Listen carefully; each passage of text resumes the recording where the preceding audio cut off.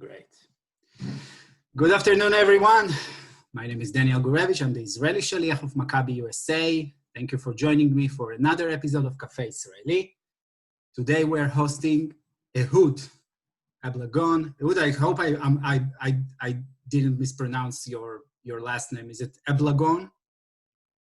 You did, but that's fine. Oh, thanks, brother.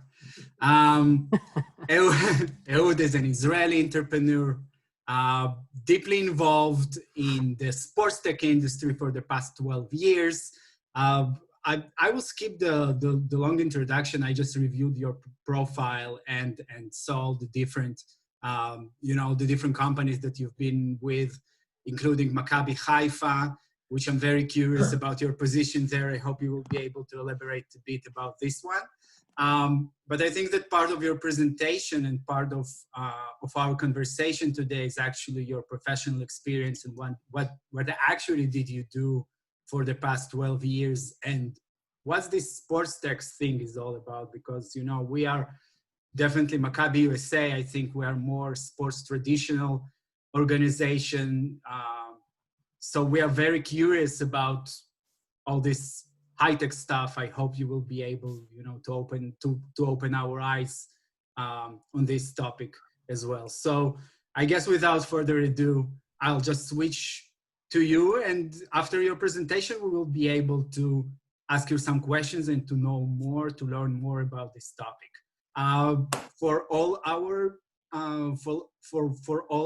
guests joining us today, again, thank you for joining. And I encourage you just to leave your questions and to leave your notes using our chat.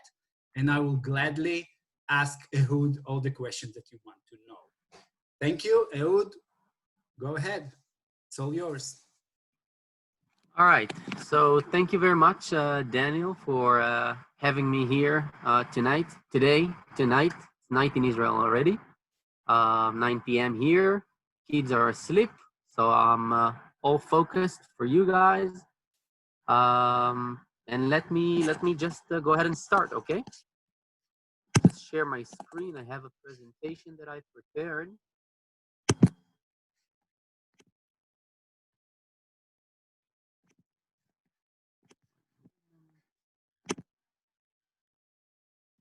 Here it is. Can everyone see it? Is that okay? Yeah. All right. Thumbs up. Perfect. All right. So we're going to talk a little bit about Israeli sports technologies today. What we're going to talk about is, so I'm going to introduce myself, tell you what I did over the last 12 years. A little bit about the Israeli sports tech scene, some numbers and introduction to the scene here in Israel. A bit about global trends in sports tech, and then I'll also share with you some of my favorite companies in the market. I hope it's going to be interesting for everyone, and I'll be happy to take any questions afterwards. Feel free to interrupt me in the middle. Also, that's fine. All right, so let's start. So a little bit about myself. I'm a former soccer player. I played until the age of 16. I got injured in my knees and I went through several operations that stopped me from playing or pursuing my dream of playing professionally. I'm playing today. I'm doing all kinds of sports like soccer and tennis, so everything's good, but I stopped playing professionally. I served 3 years in the IDF, in the intelligence corps, like almost every Israeli, 3 years in the army. Right after the army, when I finished at, I didn't say, I'm 34 years old, almost. In August, I'm gonna turn 34. So when I went out of the army in 2007, I joined SportView, which was a company that developed a product for soccer and basketball optical player tracking. Basically, what this means is that we had cameras with sensors installed on them, and the cameras were pointing at the field or court, and semi-automatically using an operator, we're able to detect where is every player positioned in every second of the game. This allowed us to provide many interesting insights on players' movement and formation, team formation, etc. This company was bought at the end of 2008 by Stats Inc., a company from Chicago. Then we developed a product for the basketball, and which was heavily used in the NBA in the next following years. Then in 2010, I started studying, and I completed my degree, my BA in international business at the IDC of Herzliya. And I was also living in Singapore for half a year. I was in an exchange student program in SMU in Singapore. When I finished school at 2013, I worked with Maccabi Haifa, a football club. I'm sorry for the confusion, but I'm gonna call soccer football sometimes, so forgive me for that. I joined Maccabi Haifa. Basically, I founded the performance and technology department at the club. Up until then, Israeli sports clubs were not very tech savvy. And from my experience in SportView, I identified that technology could come in handy for sports organizations, and especially for Maccabi Haifa, which for those who are not familiar, is one of the leading football clubs in Israel. Very innovative, very pioneer, the first club to play in the European Champions League, for example. And I approached them with the idea of implementing technology to improve performance. They liked it, and I did that for a year and a half before returning to the high-tech world and the startup world with PlaySight. I'll elaborate on PlaySight a bit later. And after 1 year and over the past 4.5, almost 5 years, I'm working with Pixelot. I will also elaborate on them. What I do for Pixelot right now is I'm managing all of our global customers outside of the US. We have customers in the US which are managed by a local team sitting in New York. I have today actually completed my master's degree in football business from the Johan Cruyff Institute in Barcelona. The master's program basically gives you all the tools that you need in order to get into the sports world, how to run a football club in particular, with all its aspects, associated aspects like technology, performance, management, fan engagement, marketing, you name it. So that was very exciting. Today we had the final presentation. And just recently, I have founded a football consultancy company together with 3 friends of mine, an Iraqi, a Spanish guy, and a guy from South Africa. So we call the company 4 Nations Football Consultancy. And we're now looking for our first customers. So that's also another exciting chapter going ahead of me. All right, so Israeli sports tech scene, or as people start calling it, sports tech nation. I'm pretty sure that most of you have heard of the term, startup nation. That's what many people are calling Israel now, with many startups and technology coming from Israel and making big success around the world. Maybe you've heard of some of the more familiar companies like the driver assistant software Mobileye, or the USB flash drive by SanDisk, or maybe the navigation app Waze, which was bought by Google for more than $1 billion. All of those are Israeli inventions and tech companies. And going into the sports tech market, so global sport industry is more than a 700 billion worth of industry. It's a big market. Over $5 billion were invested in sports technology over the last 3 years, and just over 400 million of them were invested in Israeli tech companies. So that's almost 10% of global investments in sport tech companies for a company with a population size of less than 0.5% of world population. So that's a big achievement. It's disproportionate. There are many companies coming out of Israel. I will show you some of my favorite ones. In this map that you see here in front of you, here we present over 120 companies that were founded in Israel. All of these are sport tech startups in Israel, divided into the different verticals of sports tech. I'll give you 6 examples over 2 trends. So the first one is from pro to amateur. What we're seeing over the last few years is that technology is becoming more efficient, more affordable, and also trying to reach out to more amateur target market than professionals. So the first company I want to talk about is PlaySite. I was working for that company for slightly over a year.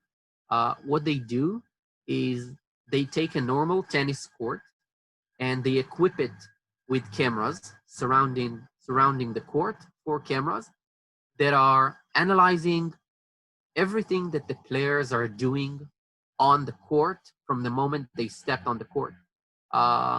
And to give you an example, this technology is available at the Indian Wells in California, and also have hundreds of installations in recreational clubs across Europe and the US. I'll show you a short video. I hope it runs smoothly about the company. Let's see.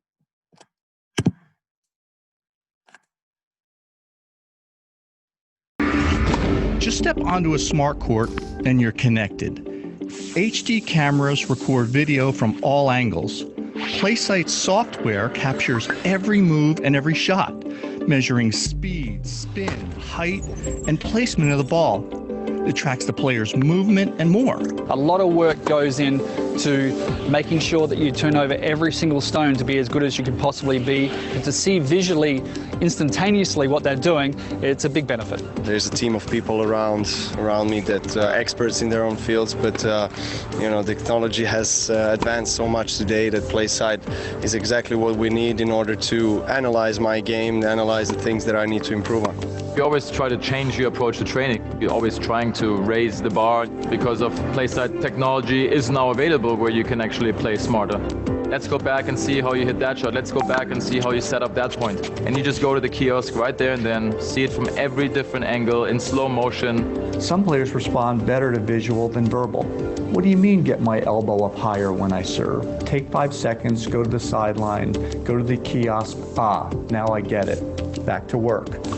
Review stats and video from a smart court session immediately on court or later from any device. Sometimes before a match, you know, I'd log into the system and play all the forehand winners that I've hit. I see myself hitting a great shot 15 to 20 times from a previous session, and that gives me the confidence that I can perform that in the match. For us at USC, having all of our courts as smart courts, it's changed us pretty quickly. And the fact that we can analyze and look at everything, it is a little bit like magic. We don't have an IT department, we don't have an AV person, but with PlaySite, we don't need it. With the PlaySite Cloud, everything's automatically stored in your account. So accessing the data and video is very easy for me. I mean, I can do it on my laptop, on my phone. Before I had notes and just handwritten notes, but here it's all in one place. The live streaming and the smart courts help us engage kids today. And it's not just because they can follow their improvement, it's because they can share their shot of the day to all their friends and family on social media. They can go to our website, not only just watch the live streaming, but understand the score of the match at any given time. Whether you're a club player or whether you're trying to win Wimbledon, it works for both. PlaySite, it is the future. This technology allows us to connect not only to our youth, but also really grow and develop and teach the game of tennis. If you were a facility that had PlaySite versus a facility that didn't, it's a competitive market. Wow, I can get PlaySite, okay, and that's a pretty big amenity. The game's changing. Stay ahead with the PlaySite Edge.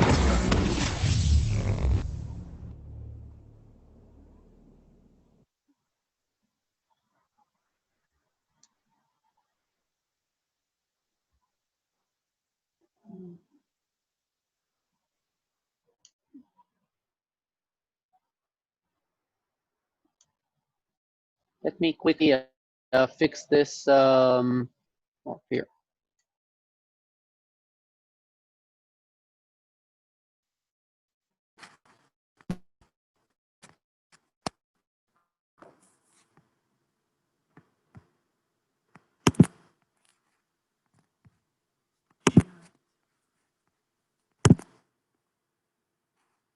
can everyone hear me? Can you make Daniel? Can you make a sound just so I can hear you? To make sure that I hear you. Yes, I'm here. You hear me? Okay, perfect. Awesome. Now that's perfect. Okay, fine. Awesome. So going back to my presentation.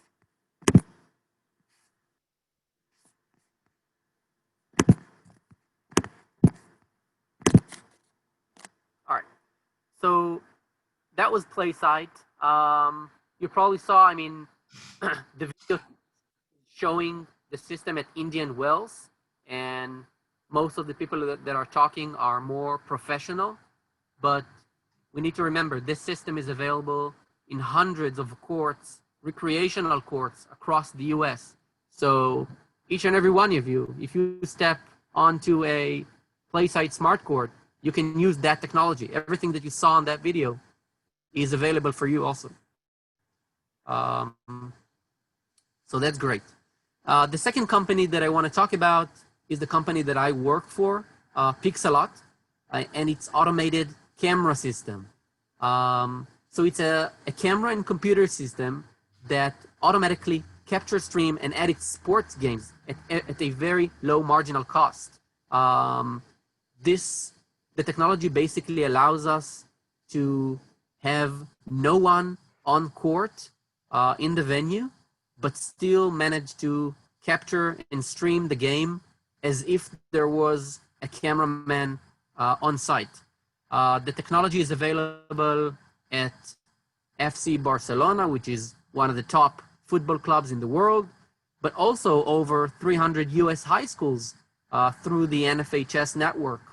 So if you guys look for the NFHS network afterwards, you'll find their website, OTT platform, where you can watch thousands of sport games from US high schools.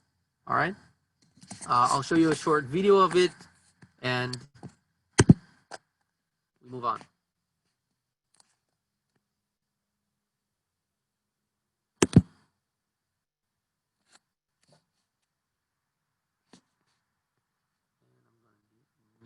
Share.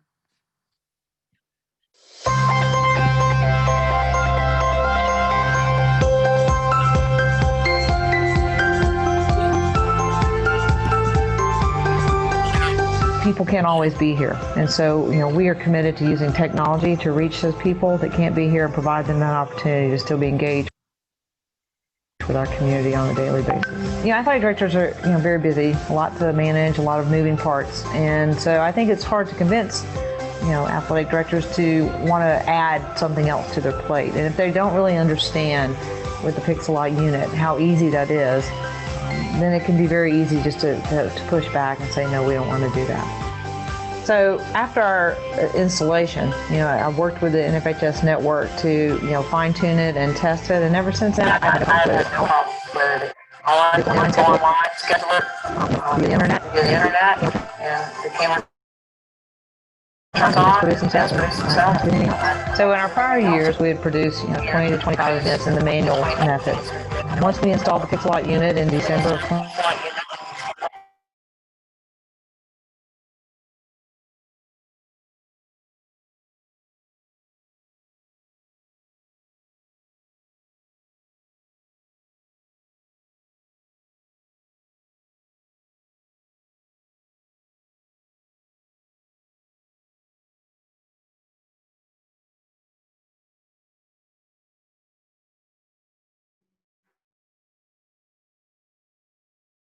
Yeah, I think the video is not working properly here.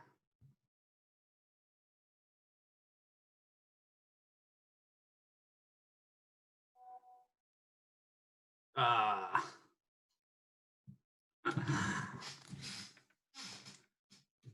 שוב. מתנתק כל הזמן, I don't know. Yeah. Dan, you want to tell us about next week's event, just while we have a moment? You want me to share the next episode of Café? Sure. Yeah, so in 2 weeks we're gonna host the Israeli Olympic Committee, the Israeli Olympic Committee CEO, and we're gonna talk about the priorities of the Israeli committee and the opportunities for American athletes in Israel. So I hope it will be the last episode of Café Israeli, so I hope it's gonna be an exciting one. You're back, Ehud. Yep, I'm back. Sorry for the. Yeah, it seems like the video doesn't work properly. So I think that we rather stay with just with the presentation, because every time we do have difficulties with this. Yeah, no worries. Yeah, we'll continue like this, and I'll send it over so you guys can watch the videos by yourself. Perfect. All right, so going back to this. The next company that I want to talk about is V. It's another AI company. I will talk about AI in a moment, but basically it's a mobile app with a headphone. It's a personal running trainer that proactively escorts the amateur runner throughout its running program and routine. Basically, when you sit at home, the app would tell you to get up. It's time for your run or your morning jog. And it will keep on, motivating you, telling you what to do, how to improve, and basically will help you reach your goals when you start your running program. All right?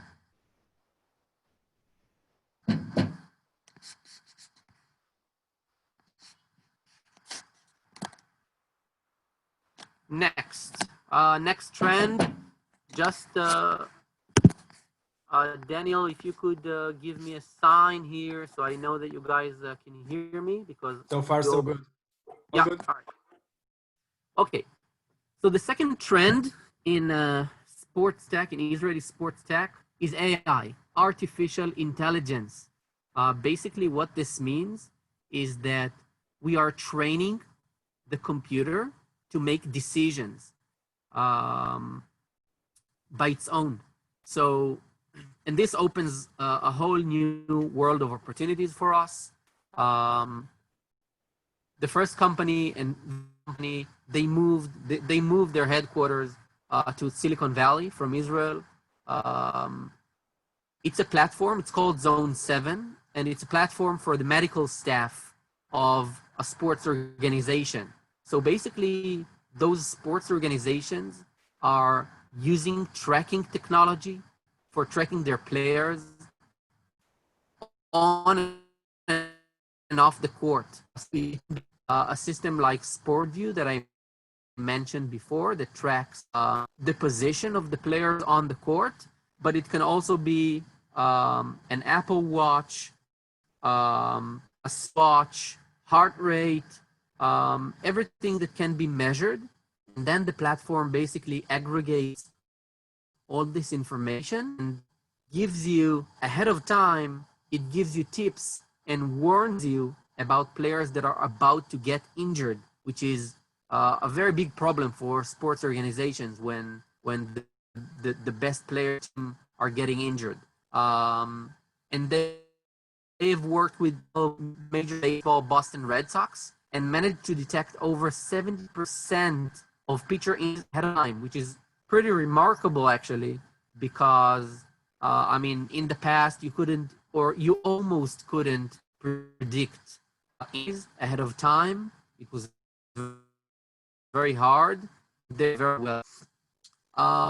Another exciting company, which is in it's pretty much beginning, is Track 160.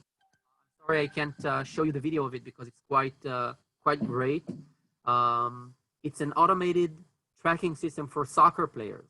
Okay, it tracks and measures players' speed, direction of movement, and many other things using deep learning technology. Basically, what this means is that the system tracks the individual players across the court or the soccer field, but I mean, a system can't know which player is which, okay? So it knows that there's one guy running on the right side of the court, but it doesn't know who is this guy. Using very high quality cameras, at some point, the player will turn its back on the camera, and then the camera would be able to see its number on the shirt, on his jersey. And then it can associate this figure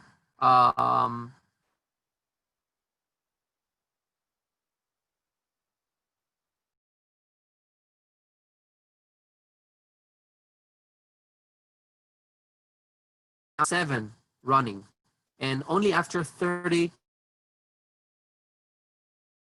seconds of play of action, the camera was able to number 7. Now it detects that this player is wearing red shoes, for example. So it can go back in time and reform its path and say, all right, that player with the red shoes, that was number 7 the whole time, okay? So I know where number 7 was all the time until now. So that's very cool. And they are basically aggregating many capabilities of tracking. Well, there are many tracking companies out there. Some are using GPS monitors, sensors, sorry. Some are using cameras, but Track 160 actually aggregates all this technology into one product. Then the last company in the artificial intelligence trend is Wsc Sports. Most of you probably haven't heard of them because they are mainly working behind the scenes, but they are working with the NBA. What they do is they automatically tag videos, basketball, soccer, American football, baseball. They automatically tag the game, and their system know everything that's happening in the game. So it knows when Steph Curry is hitting a three-pointer, and it knows when James Harden is doing a great dunk, for example. And then it enables the customer, which in this case is the NBA, to create many videos of highlights based on I mean, it's on demand. So if you guys go ahead and follow the NBA on Facebook, you'll start getting tons of highlight videos on your wall, on your Facebook feed. All these videos were created automatically by WSC, and it's pretty amazing. They were able to help the NBA to create, I don't know how much, but over 1,000 times more content than what they would make before using WSC. So that's great. I encourage you to go ahead and watch their video on YouTube. It's amazing. All right, I'm moving on. Daniel, just checking if everyone still can hear me.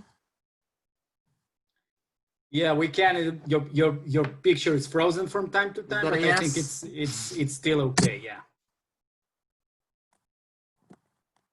All right, I'm moving on. All right, a bonus company. It's a product that actually I am developing with a colleague of mine.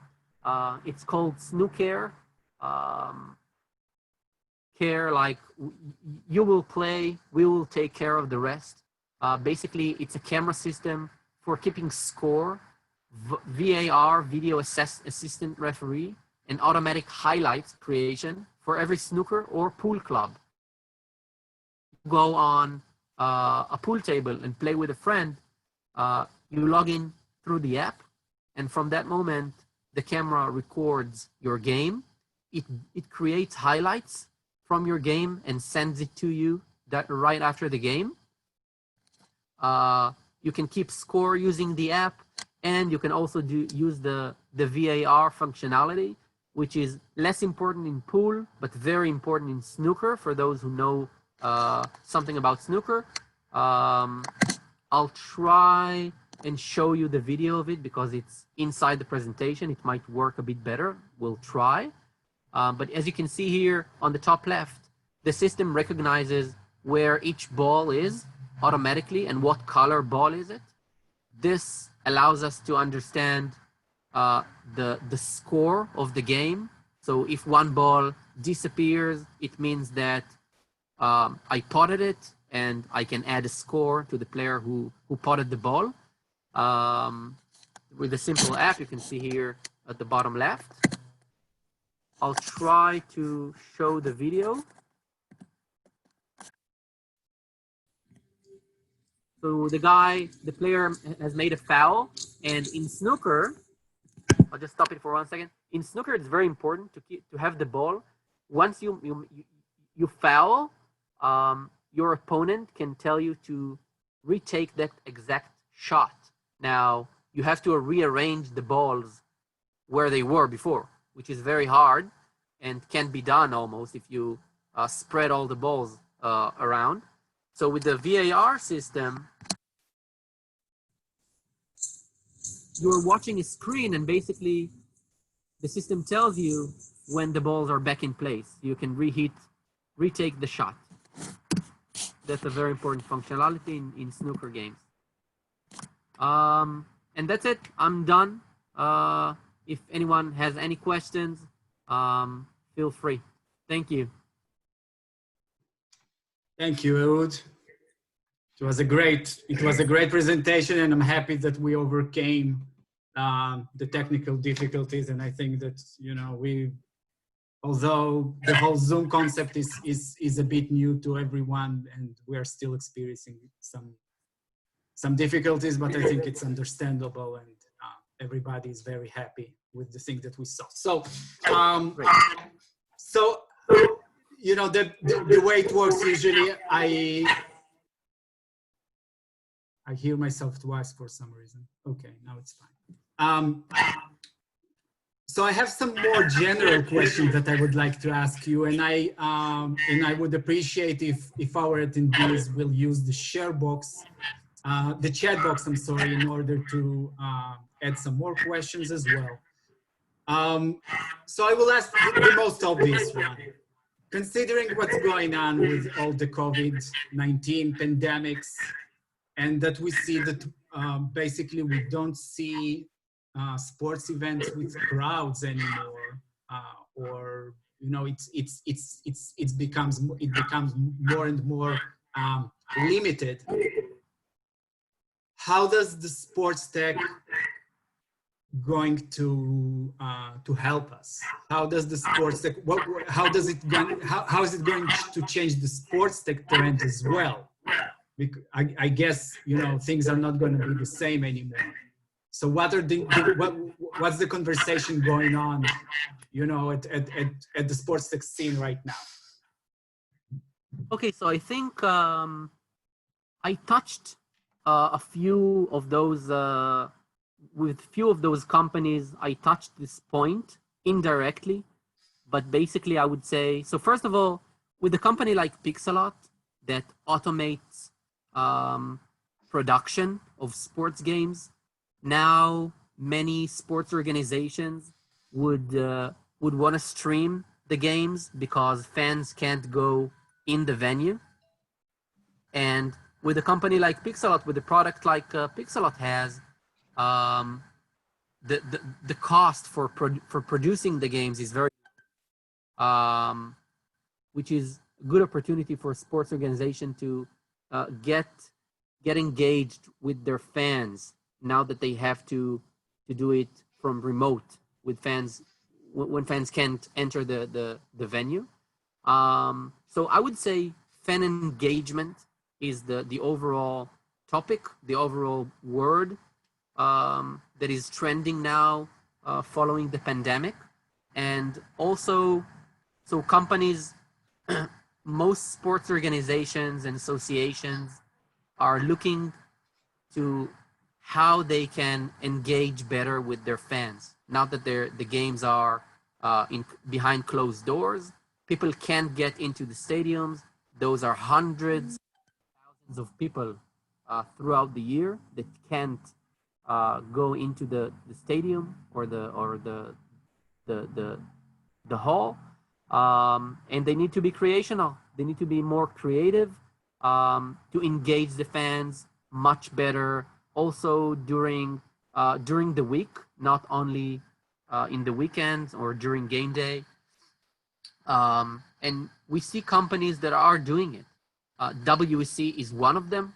If you are following the NBA page on Facebook, during the pandemic, there were no games, but there was tons of content being published by the NBA every day. So, and with companies like Wsc, this is something that you can do. Great.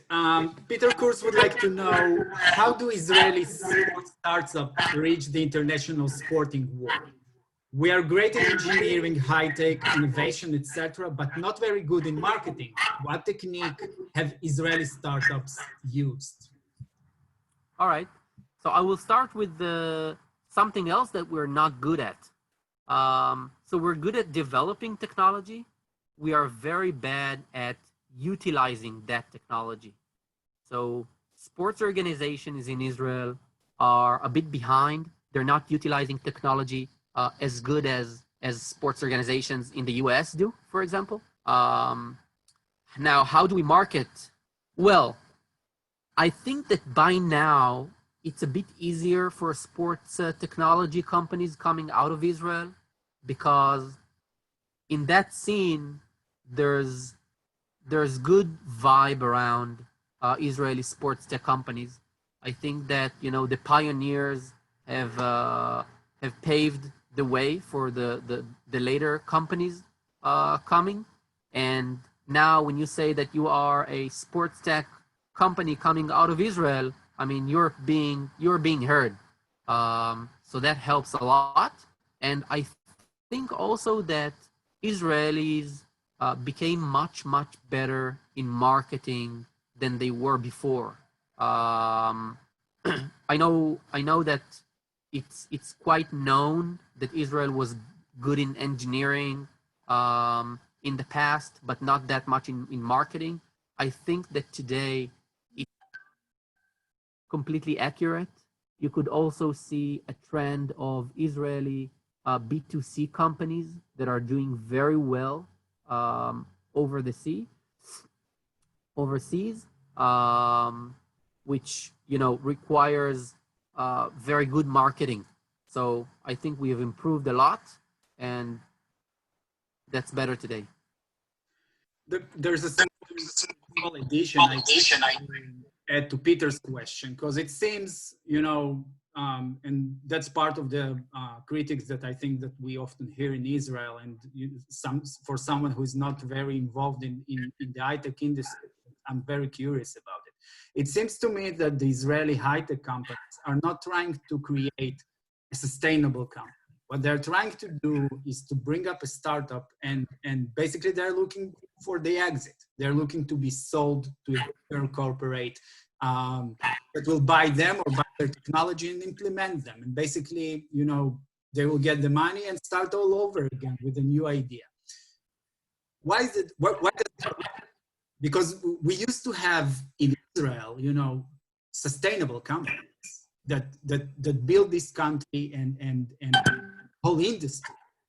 I obviously don't, you know, we have several examples of not major worldwide companies.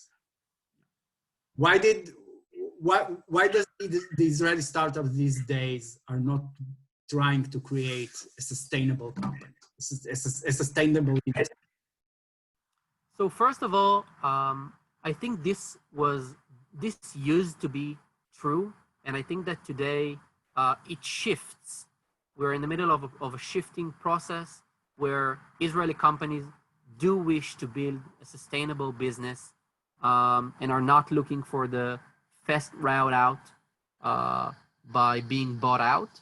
I keep seeing more and more companies that are looking for growth instead of a quick exit.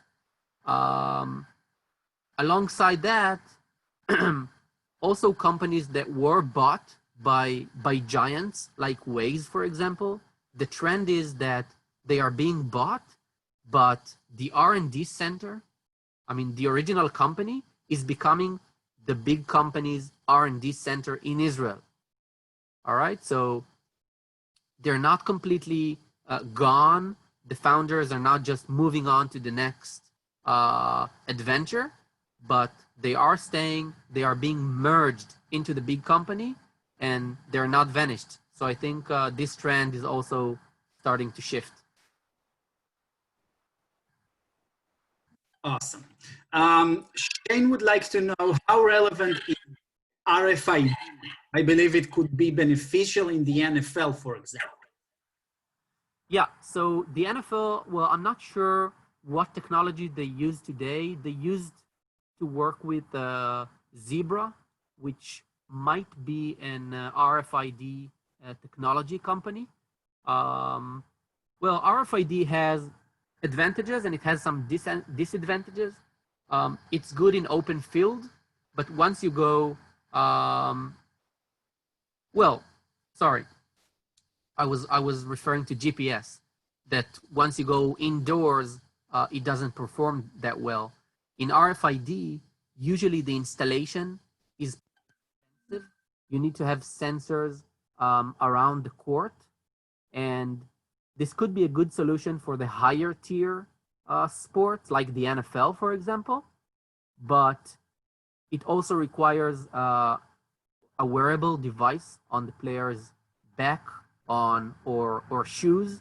And I think that the trend now is to start and avoiding this. Many players do not like it. They don't want to wear it.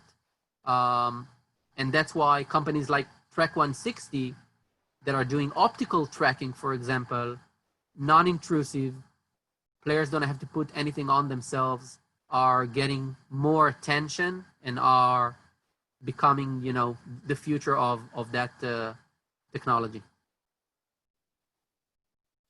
Perfect. I have another, would like to, you know that we have a special guest today, Tal Brody. We all know him well. He's joining us for Café Israeli, not for the first time, by the way. If you don't mind to unmute yourself, if it's possible, if you're still with us.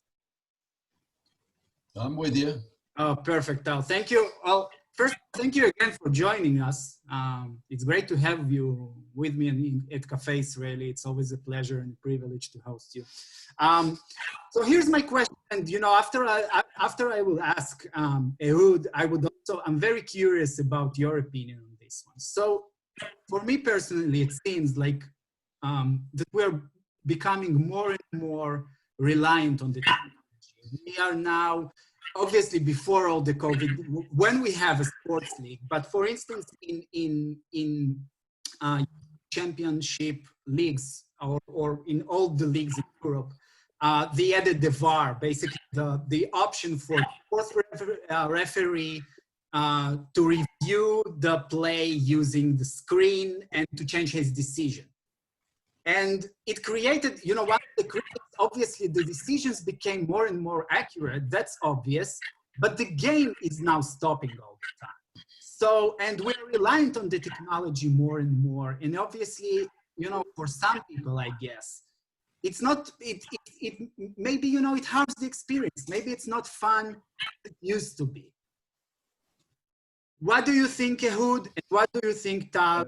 Obviously, different perspective, and I'm very curious, Tal, about your experience, how it was when you were actively playing, and how do you see it these days with, all the young folks doing these sensors things?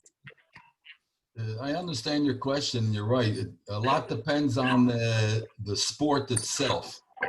It's let's say like the tennis, the replay, and to see where the ball hit the line, it's much more needed than, let's say, like in basketball or in maybe some other team sports, which stop the game when you have 11,000 or 18,000 in an NBA arena. Then you stop the game all the time, and the people are waiting to see what's happening. And of course, for the television, it makes it very costly every second that the game stops. I'll go back to that, but I want to relate to the question that you said concerning the high-tech companies, if they're selling off that quick. When you mention it, I remember there was a company called Are You Sure, which was one of the first companies out there that was making comparative pricing on all type of electrical equipment and everything. One of the partners was Yossi Vardi, that sold ICQ for more than $200-300 million, maybe even more. Now, this company, one of the partners was a young guy that very ambitious, very talented. And when the company reached over 100 million, he wanted to sell. And Yossi Vardi already had a couple $100 million in his pocket, and he didn't want to sell. He said, no, let's keep going. The time is right, and let's keep going up. They got up to a value of $400 million, the company, and then all of a sudden the stock market crashed, and they couldn't even sell the company. It went down to zero. And so this is something remembered in the Israeli market. And basically, because we're living in a very volatile area and a volatile exchange, it's always in the mind of many of the CFOs of the company and many of the investors, the venture capitalists. Sometimes the venture capitalists see that they want to get the return on their investment, and they know when the profit is reached its peak, and they press the company to sell. Maybe the guy that created, the founder, of course he wants to go on, it's his baby, and to go on for a longer period of time. So these factors add into it. Plus you need the management that usually comes from the outside as the company goes forward. In management and also for promoting outside of Israel. And they usually have to create in New Jersey, Boston, or Silicon Valley office if they want to really go forward and to do a better job and also to give service. I remember with WSC, when they asked me to help them out with the NBA in the beginning, one of the problems was that they weren't located in the United States, and it was much harder for them to get started. So there's a lot of factors in that that have to do with the volatility. And so that's with that. Now, going back to what your question is, they say like in tennis, you have to, it's good to see where the ball actually fell. In basketball, it's questionable. Within the last season, the game was stopped too many times. The people are getting anxious, and then they have an argument within themselves at the referee at the desk, and it's taking longer. Now, I'm sure the television people are going crazy about it because every second it's costing them money. And so for the fans, they're losing patience. In soccer, I don't think it happens that much, but if a guy's offside, but still, if it happens a lot, where you have so many people in the stadium, and if it's hot weather, it's very uncomfortable. They can do without it. You know, it's more correct, that's right. And it's a, let's say like in a very crucial game, it saves a big argument from both sides if the camera really shows what exactly happened.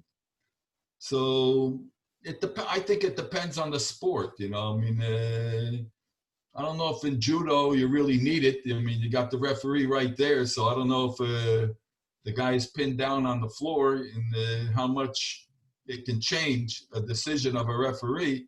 So it depends on the sport. Not all sports need it, but it helps, but it can be a nuisance also. Thanks, Tal. Ehud, do you need me to repeat the question, or you remember what was it? No, I remember about the VAR. Here I can you know, answer with my supporter and fan hat, not with the technology hat. I'm going to the stadium every week since I was 6 years old, and the VAR recently applied to soccer was quite exciting 2 years ago when it was introduced. I must say, it gave us, you know, the fans, a good thrill. But I think that since it became a bit negative, the game is stopped too many times, and when it's stopped, it takes too long to make a decision, which is the main problem. I mean, you have video, so make a decision within 10 seconds, you know? You used to make a decision within 1 second with no video. Why does it take longer now? So that's not very good for the fans. But overall, from the sports organization's point of view, I mean, they're probably happier that now they get more accurate refereeing. But I think we have to find the balance, you know, between using it and not taking away the flow of the game from the fans. It's 100% question of implementation, because obviously, you know, you still have a referee, human being there, and now he's taking his time, and now he's, you know, and in Israel it's obviously even worse, because now they're having a whole conversation and everybody's yelling and screaming. So yeah, it's much less fun. Though I gotta say, you know, if we put aside the cameras and we stick just with the performance and the individual athlete and the improvement and the coaching of the amateur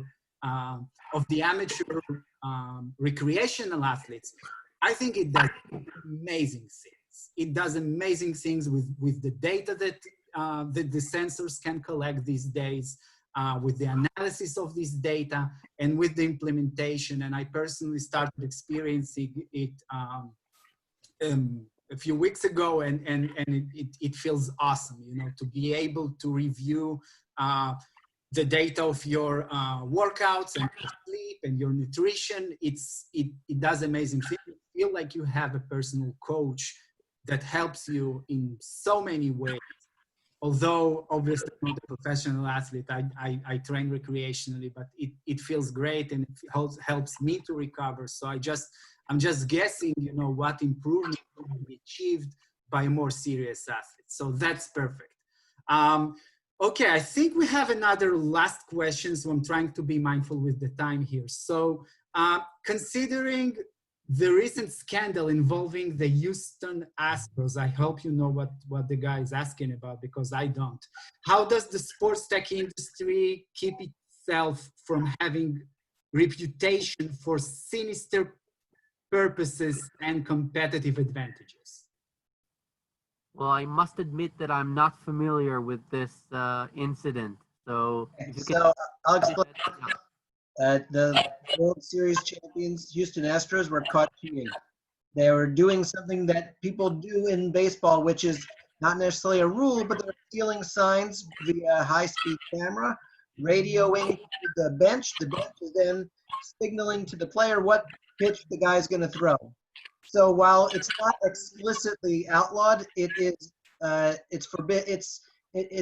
ethically and morally forbidden to use technology to have a competitive advantage. So how does the sport tech industry maintain a clean outlook and saying They're not just used for winning purposes. Yeah, I think, well, I've seen this example in soccer in Israel in the past. I was working for Maccabi Haifa, I was mentioning before. And back in the day, 2013, it was not allowed, for example, for the assistant coach to sit on the bench with an iPad and get statistics from a tracking system or see the video in delay to make decisions. So, I mean, and teams did it anyways.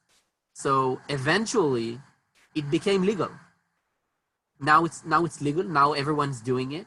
And I think that once you have the technology that enables you to do those kind of things, I mean, it's inevitable that it will be allowed at some point, and then we just wouldn't call it cheating anymore.